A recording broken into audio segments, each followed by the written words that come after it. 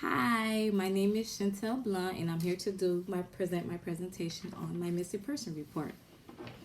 There is never a good time for your house to burn down and for your children to go missing. But when it happens during Christmas, this thing burns hotter than usual.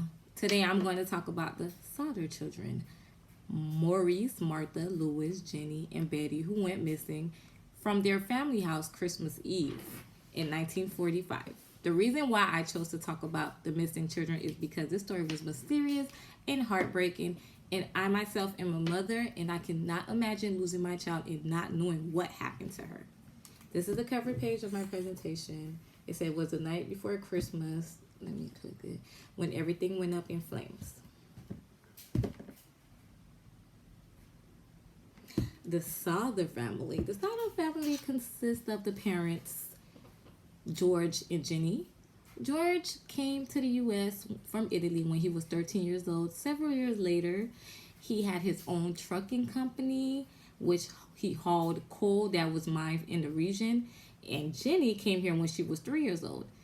George met Jenny at her father's store, and years after that, they got married and had 10 children between 1923 to 1943. Maurice, Martha, Louis, Jenny, Betty, John, George Jr., Marion, Joe, and Sylvia. They were a well-respected middle-class family, despite George having a very strong opinion about the Italian dictator Benito Mussolini, and he was not afraid to speak his mind. And got in several arguments because where they stayed was predominantly Italian area. This is a picture of the family. These are the children up top. This is Jenny and baby Louis, and these are the parents, George and Jenny. A little closer. All right. This is the Sodder family house.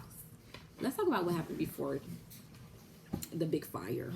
Before the fire, strange things started happening.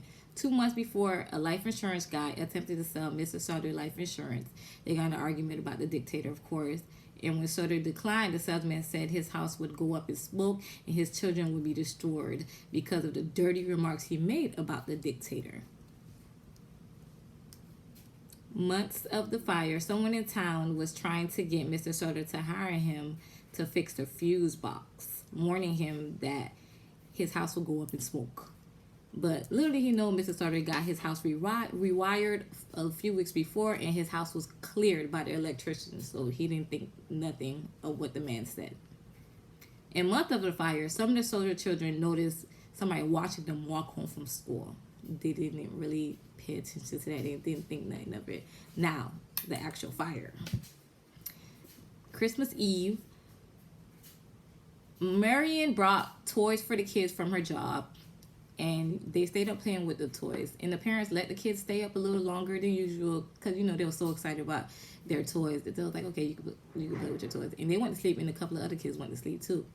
Now, strange things started happening. At 12:30, Jeannie woke up to a phone ringing, and a woman picked up.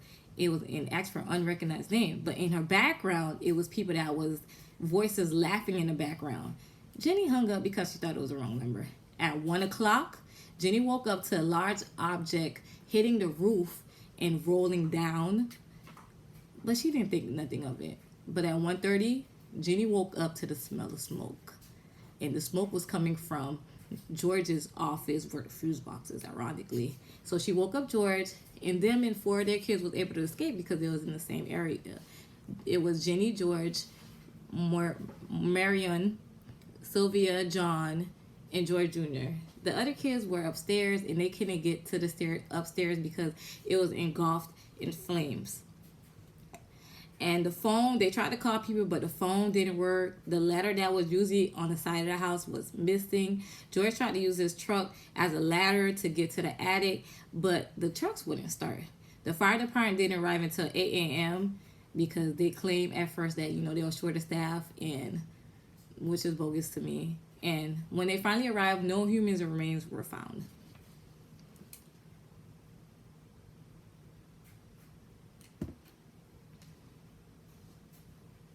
This is the aftermath. Basically, they're over there looking for bones, which they didn't find. And nothing made sense. Telephone repairman told them that their lines was cut. The ladder was found in a hidden embankment. Witnesses came forward claiming they saw the kids in the car driving away, and they claim they saw somebody that was with some tools that's used to take out engine walking away as the fire started.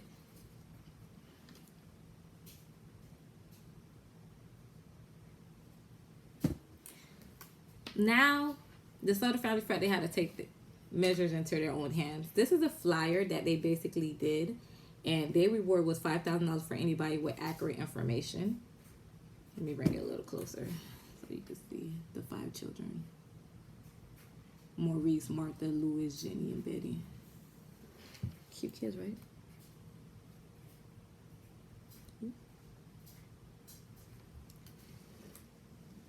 This is the billboard that they had made. Let me bring it a little closer.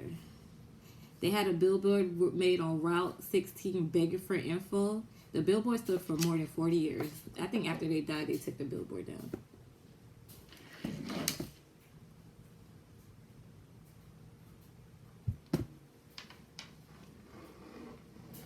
More than 20 years after the fire that took place in 1947, I'll say this is around 1967, an envelope addressed to Jenny, postmarked in Kentucky, with no return address, sent a photo of a man in his mid-20s, right here, claiming to be Louis Sodder. This is a younger picture of Louis Sodder.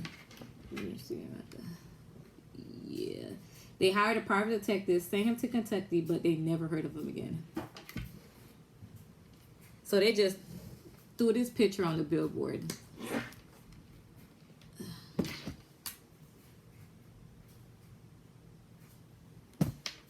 The Sodder family never rebuilt the house, instead converted the site into a memorial garden for their lost children. I didn't mention that, let me mention that how there was crazy stories coming, after the kids went missing. There were witnesses that came forward. Some people say they served the kids at a diner, all 5 of the kids with 2 people. They served them at a diner, and after the fire, like I said earlier, some people say they seen the kids riding by during the fire, and then somebody said they seen them at a hotel with 4 out of 5 of the kids at a hotel with 4 people, 2 men and 2 women, and those people looked at mean, and they tried to talk to them, but them people gave them a mean look, and after that, they never seen them again.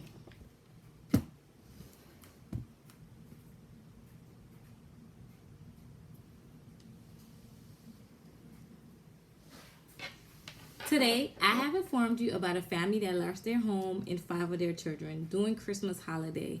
The family spent the rest of their lives searching for the missing children. Sylvia, pictured here, who was 2 at the time, is the only one alive out of the siblings. She and the grandchildren, that the other siblings that was alive, are the only ones that's searching for the kids, searching for the missing other kids, and they're still keeping hope alive. And the parents actually died trying to find their kids. But let's hope this have a happy ending. And thank you for listening to my presentation, and I hope you have a great day.